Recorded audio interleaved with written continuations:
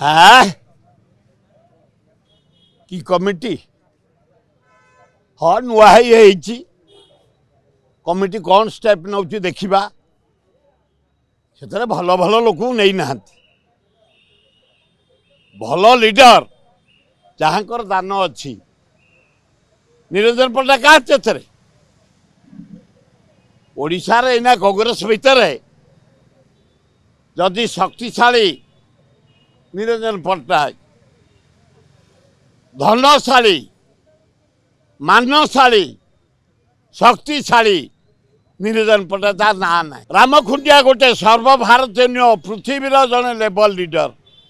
ता ना शरत राउत गोटे टाणुआ लीडर ता ना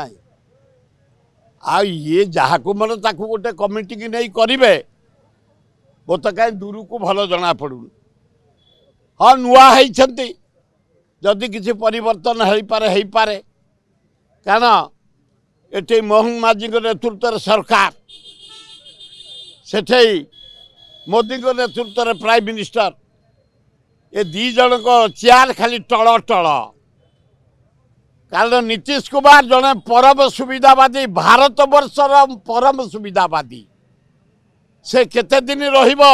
मोदी साथी मुझे जाने ना आउ नाइडू आलो बोपाल ससुरटा को जीवंतार मारदेला एनटी रामाराव